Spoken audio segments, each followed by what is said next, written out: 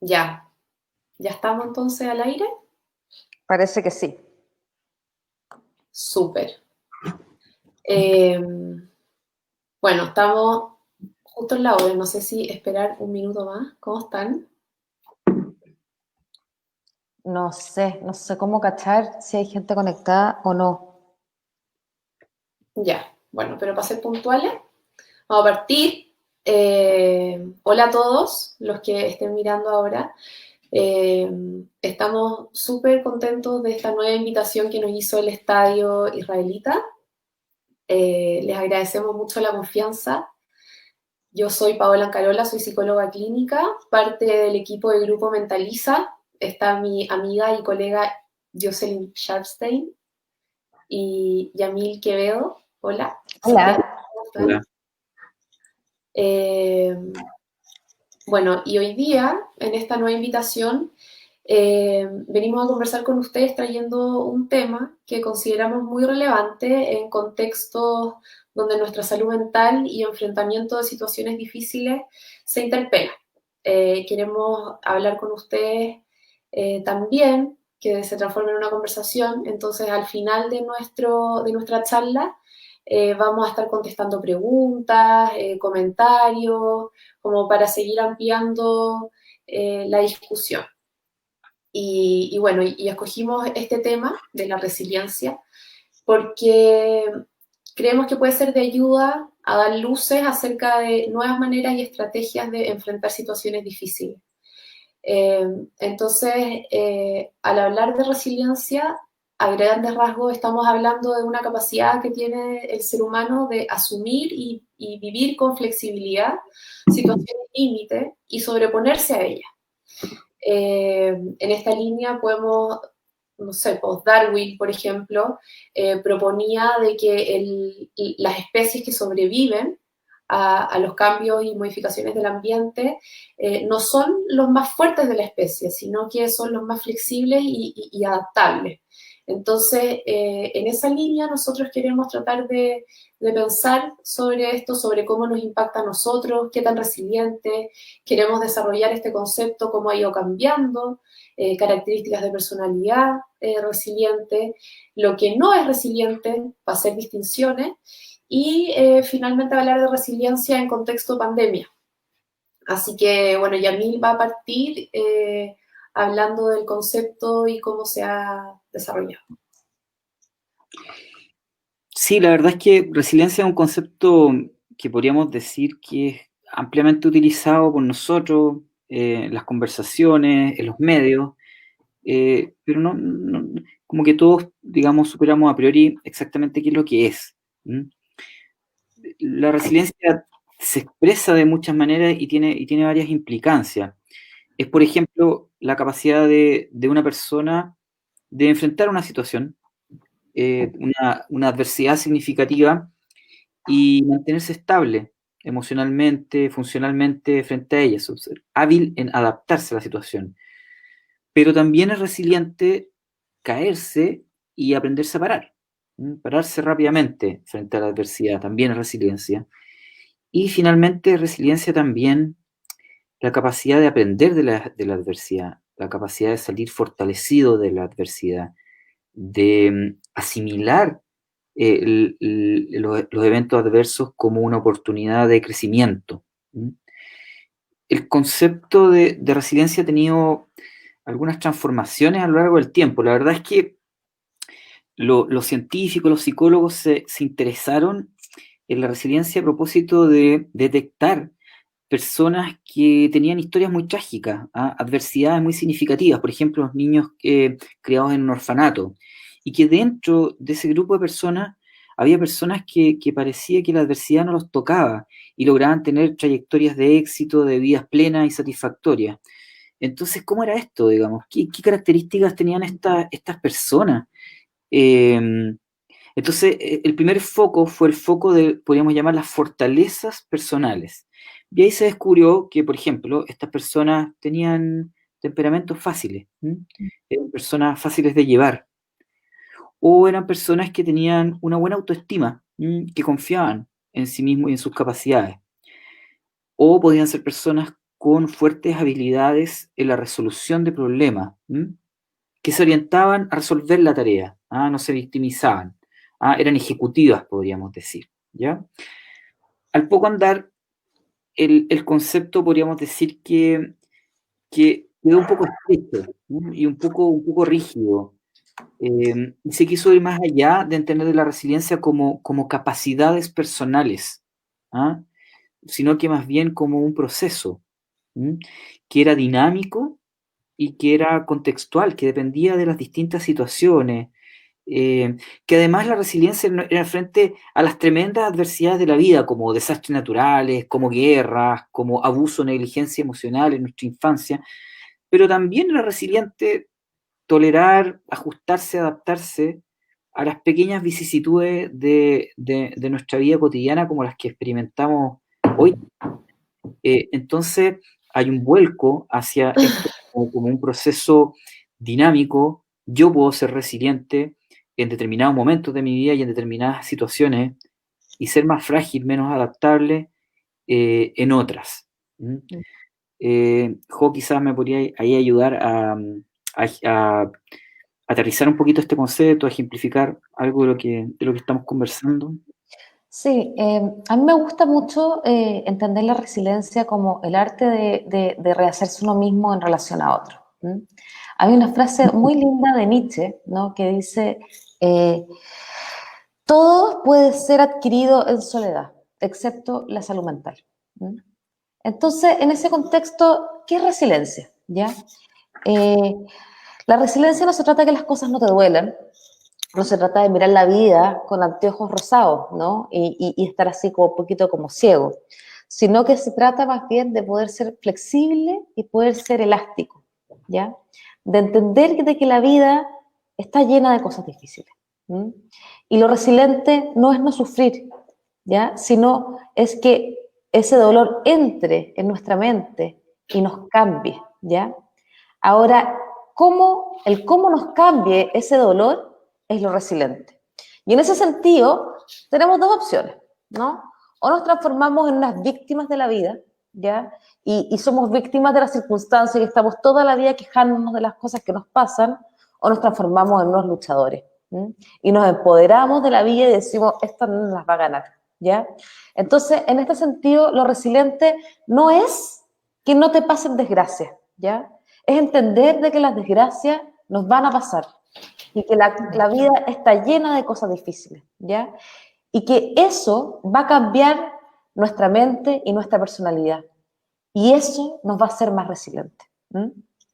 Entonces, quizás tú, Yamil, me podías ayudar acá a vincular cómo está relacionado este concepto con las relaciones que nosotros tenemos.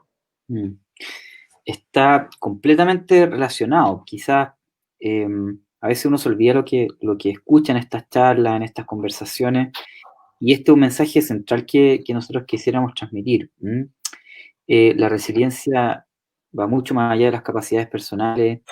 No es que la resiliencia se tiene o no se tiene, sino que es absolutamente dependiente de nuestros vínculos, es decir, de nuestra capacidad de poder dar y recibir afectos. Más bien, la resiliencia es algo que se construye, más bien que florece, podríamos decir, al alero de nuestras relaciones interpersonales con nuestra familia, círculos más íntimos, y también ahí en la interacción con nuestras comunidades locales y en las sociedades completas.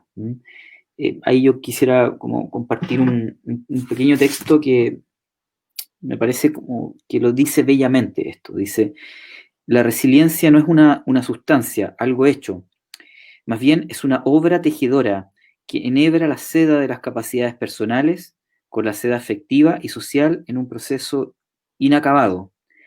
Todas las personas hemos de tejer nuestra personalidad con el ganchillo de un punto de encuentro afectivo y social. Dicho con otras palabras, la resiliencia es un proceso diacrónico y sincrónico donde las fuerzas biológicas se articulan con el contexto social para posibilitar la transformación de la persona traumatizada.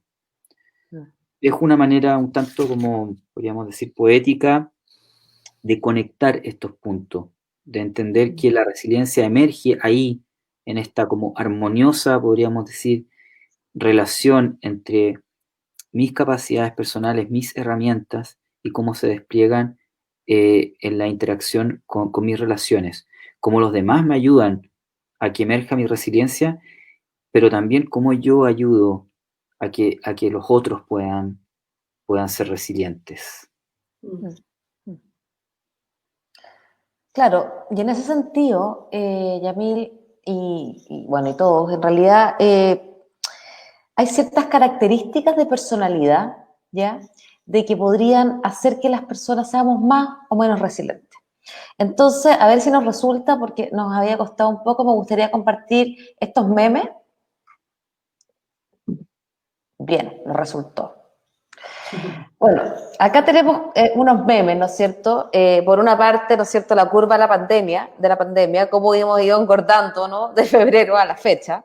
También acá vemos al medio, ¿no es cierto?, a Jack Nicholson el primer día de teletrabajo, así como en llamas, y cuando ya va en el 7º día, que se quiere matar, ¿no es cierto? Vemos a la pobre ranita ahí diciendo, esta mierda estará pasando porque no le mandé este contacto a 10 personas, así como esos spam que dice, manda a 10 personas o te caerá la maldición en ti. Y por último tenemos ahí al perrito, ¿no es cierto? Que es un poco como riéndonos de nosotros mismos, ¿no? Tratando de contener a nuestros pacientes, tratando de contener a las personas, cuando, no sé si se alcanza a ver, pero afuera del perrito está como un desastre nuclear, ¿no es cierto? Como toda la guerra atómica, el mundo cayéndose a pedazos, ¿eh?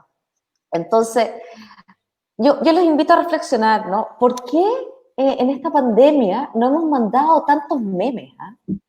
¿Por qué será? Bueno, y justamente es porque resulta que el humor, ¿ya? El humor es una característica esencial de las personas resilientes. Enfrentar las situaciones adversas con humor, ¿ya? Nos permite ser más resilientes, reírnos de nosotros mismos, ¿ya?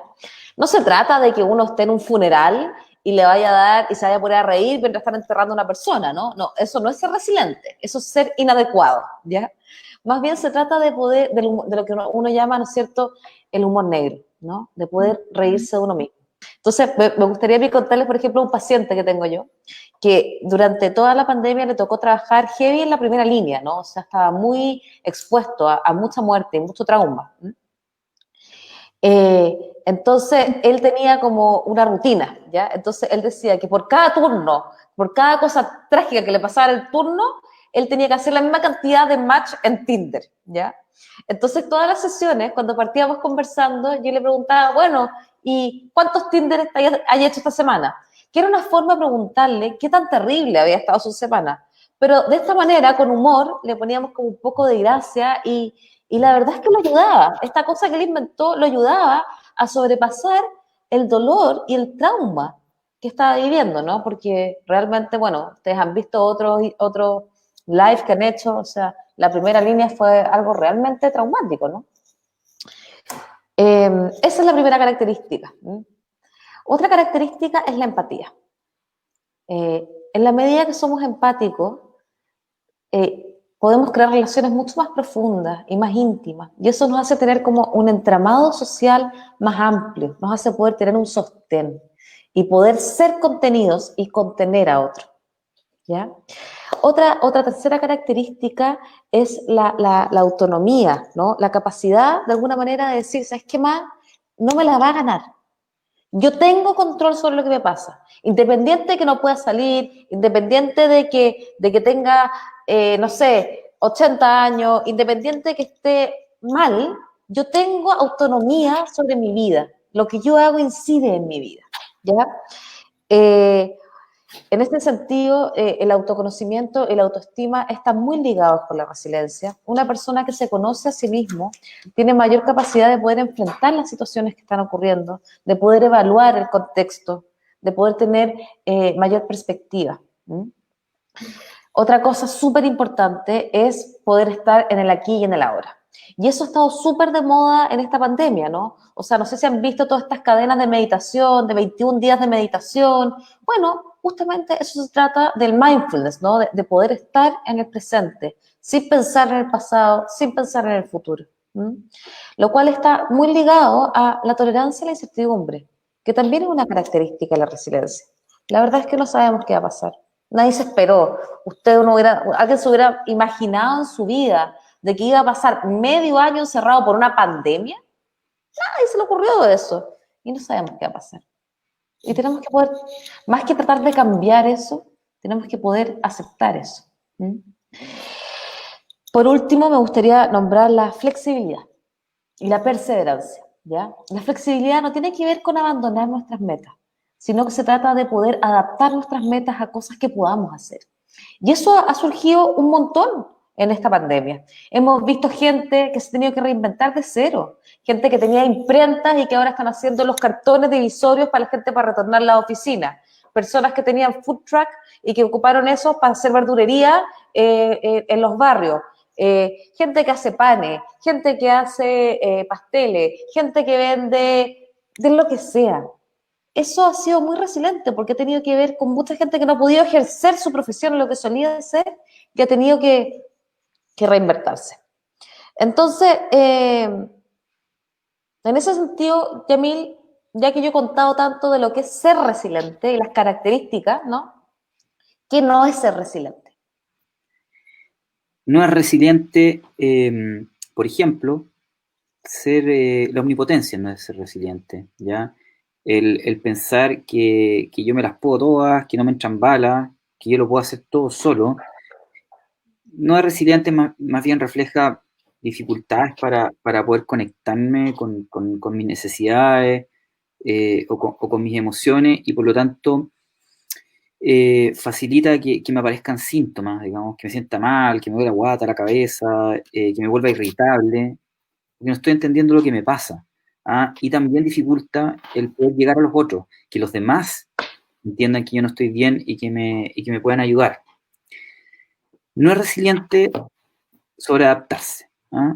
Esto quiere decir como ponerse al servicio de las necesidades de los demás y olvidarse de las de uno.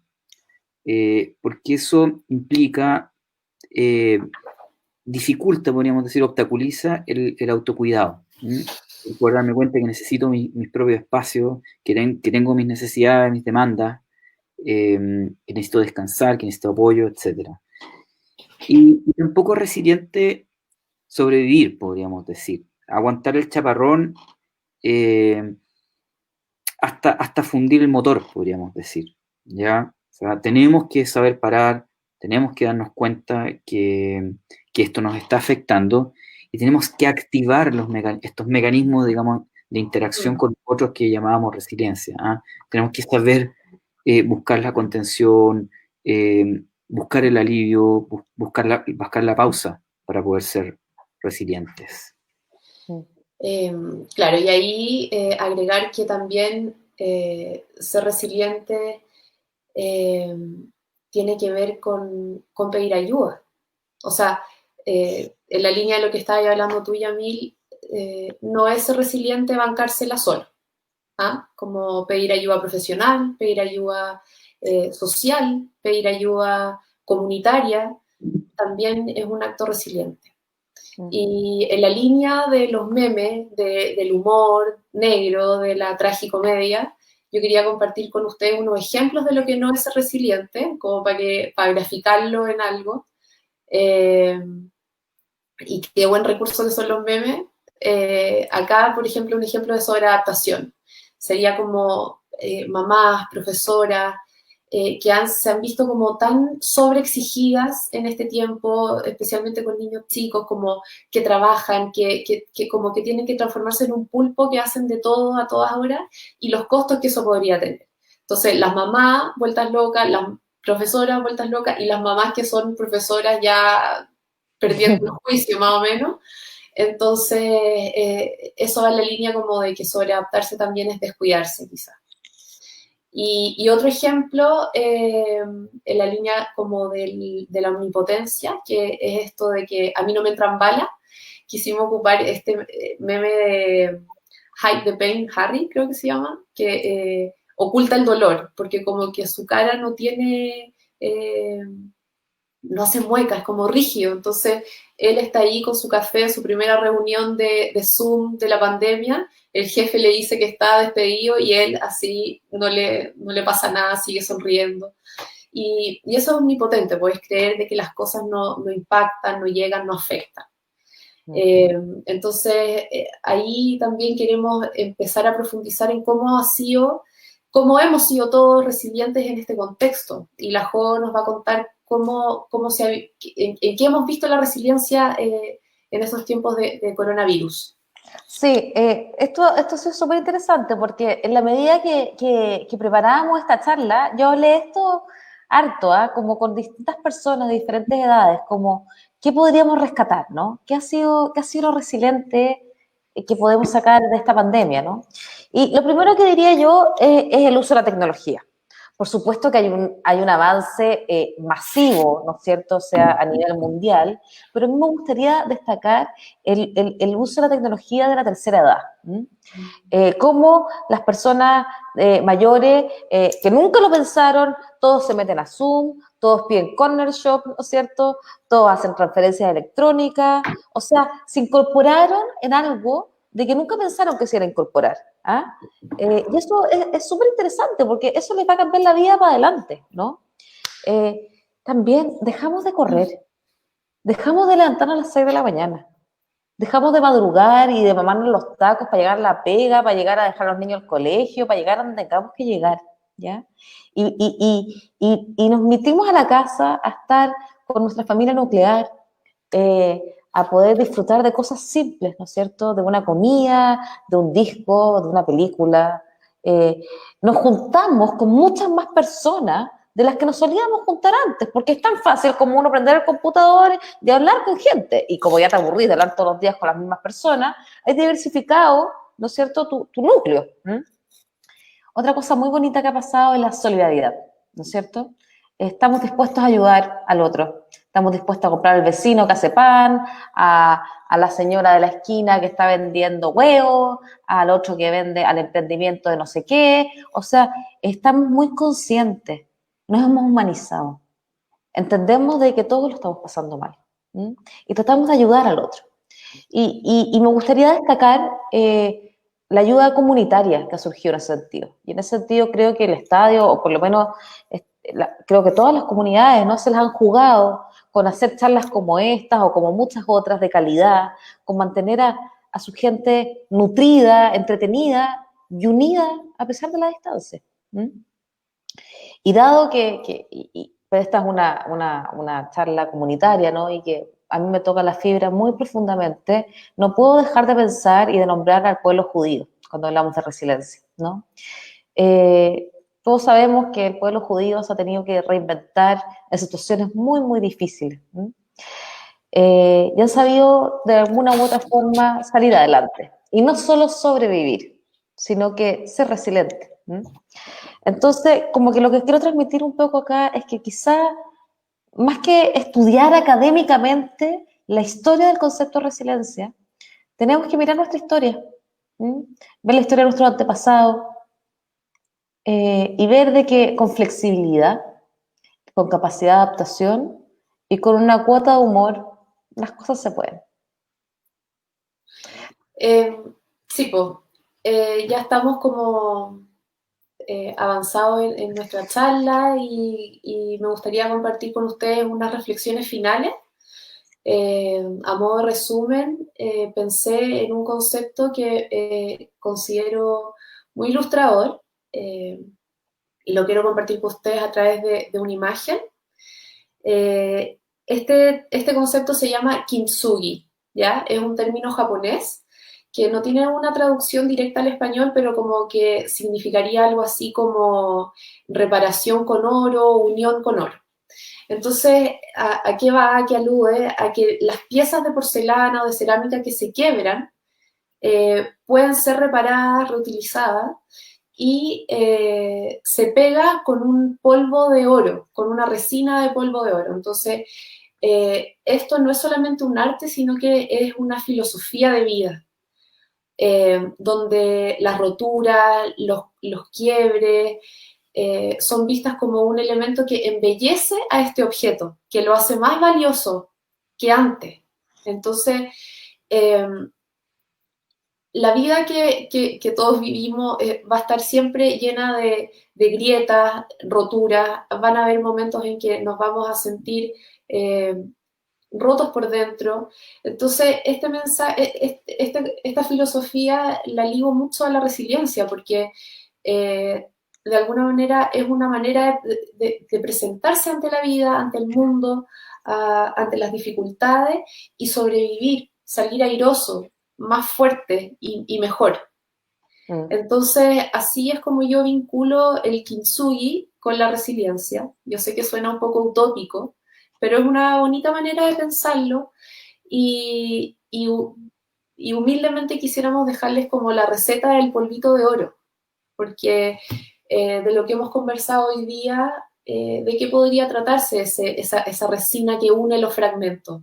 De vivir las cosas con humor, con flexibilidad, con empatía, pedir ayuda, plantearnos como luchadores de nuestra propia vida, tolerar la incertidumbre, tener una actitud más optimista ante la vida, y eso se puede trabajar. O sea, pensarlo, tenerlo en la mente, permite desarrollarlo. Y por sobre todo, construir vínculos profundos con los otros, vínculos que nos puedan acompañar y acoger en estos momentos de dificultad. Y nosotros como sociedad chilena también venimos ya desde octubre pasado enfrentados a mucha incertidumbre, a mucho estrés, a cambios, a desadaptación, y de alguna manera no sabemos cómo lo hemos sobrellevado. Hemos podido reconstruirnos en esto. Entonces, tal vez el mensaje igual tiene que ver con que somos más resilientes de lo que creemos, podemos identificar cuáles son nuestros puntos más resilientes, cuáles son nuestros menos, en qué poner el ojo. Y nos hemos adaptado, nos hemos flexibilizado con nuestros trabajos, en los lugares de trabajo. Nadie hubiera pensado que íbamos a estar 4 meses en cuarentena y que íbamos a seguir vivos, ¿no? Cuando partió la cuarentena, las primeras 2 semanas, uno decía, ¿cómo cresta voy a aguantar esto? ¿Cómo voy a existir, o no? Y aquí estamos sobreviviendo. Entonces, estamos alejados de nuestra familia.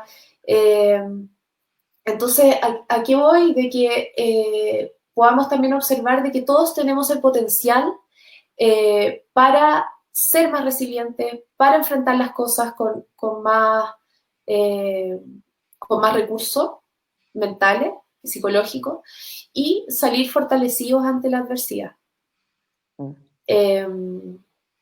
Ese es un poco nuestra pequeña presentación, y ahora lo que nos gustaría es poder escucharlos a ustedes, si es que están conectados, si es que están interesados, si tienen preguntas. Acá estoy viendo Sonia. Algunas. Espérate que estoy partiendo desde el principio. Muchos saludos. Hola. Sonia, buenísimo tema, los felicito. Ahí la Sonia está preguntando, Pau, ¿qué posibilidades de éxito de que emerja la resiliencia a los 70 o más años? Yamil, quizás tú podrías contestar mejor eso.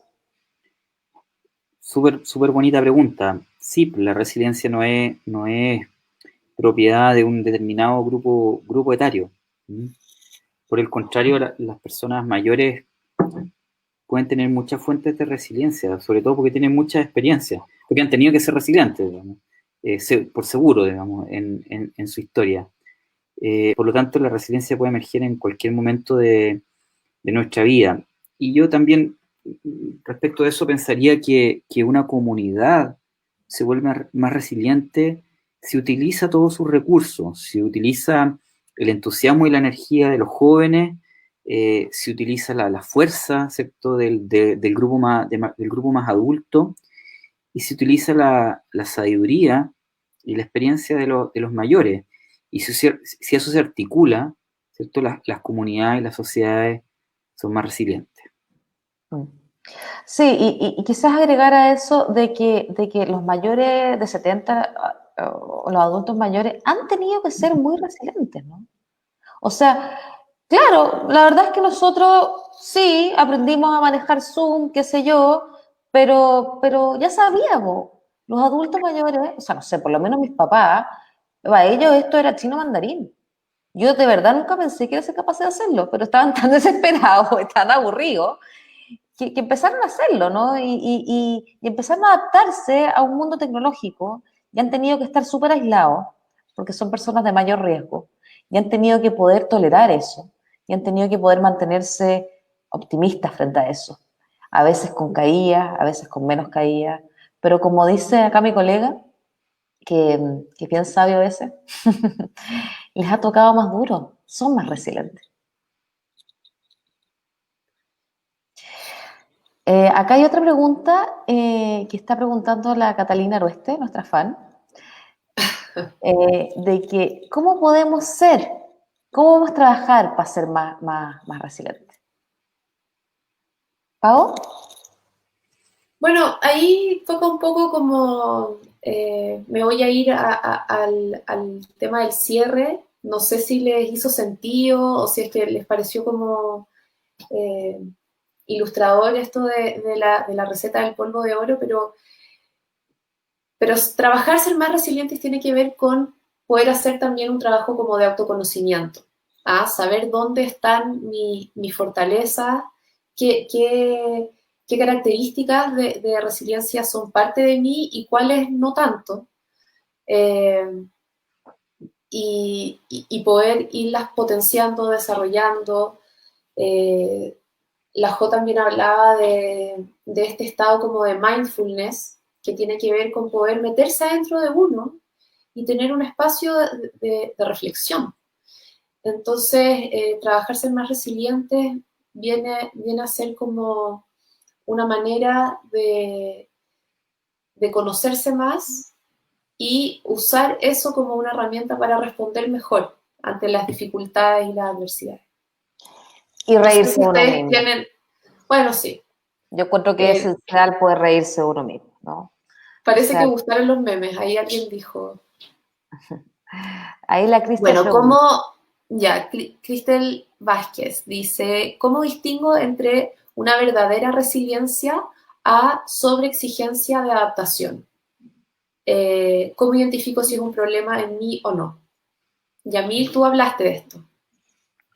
Sí, se hacía el énfasis cuando uno habla de sobreexigencia en, en que alguna dificultad estoy teniendo para poder entender y hacerme cargo de mis necesidades. Estoy muy puesto en las necesidades del otro, en resolver los problemas de más.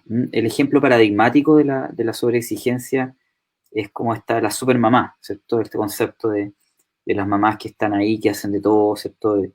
Eh, y la manera de poder resolver eso es poder conectarse y entender que tenemos limitaciones, que nos cansamos, que estamos sobrepasados, y poder activar nuestras conductas de autocuidado, eh, es decir, por ejemplo, buscar, digamos, el apoyo para conseguir descanso, para repartir las tareas, para poder expresarnos emocionalmente, para poder votar, digamos, a nuestro cansancio, nuestras frustraciones, etcétera.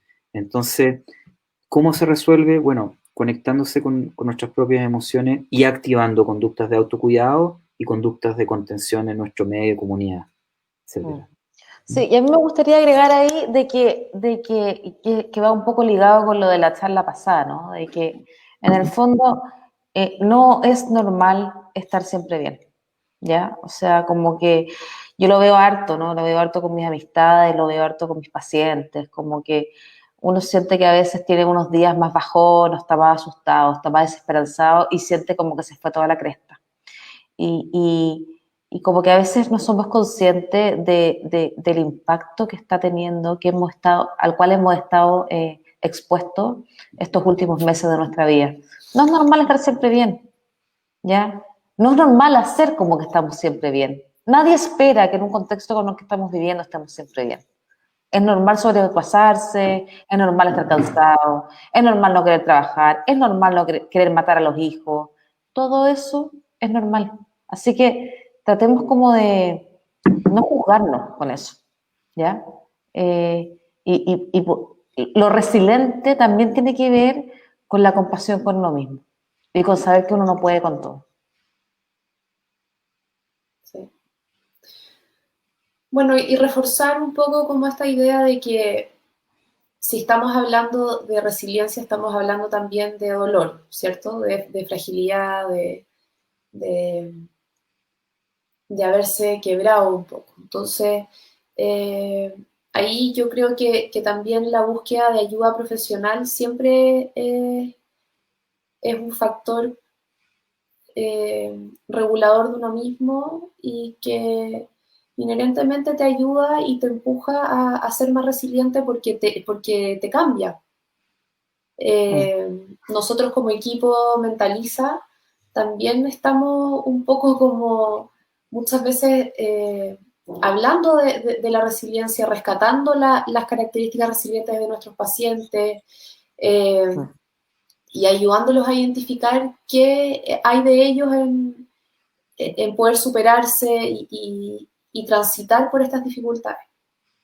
Oye, ahí la Vicky está preguntando algo súper interesante, como algún consejo para criar hijos más resilientes. ¿Ah? Y yo creo que eso es un temón, es un temón y es un temón en la vida de todos aquellos que somos padres. Porque hay un dicho en psicología que usamos mucho, ¿no? Que dice, la mente se desarrolla en frustración. Sí. Muchas veces nosotros somos así con nuestros hijos, ¿no es cierto? Y les damos todo, porque no los queremos ver tristes, porque no toleramos verlos sufrir, porque no los toleramos verlos frustrados, y queremos darles todo, porque queremos que ellos se sientan contenidos y se sientan felices, y ellos son felices, y eso nos hace feliz a nosotros. Y muchas veces no nos damos cuenta que con eso les estamos haciendo un daño, porque tenemos que poder frustrarnos para que nuestra cabeza y nuestra mente se desarrolle y se flexibilice.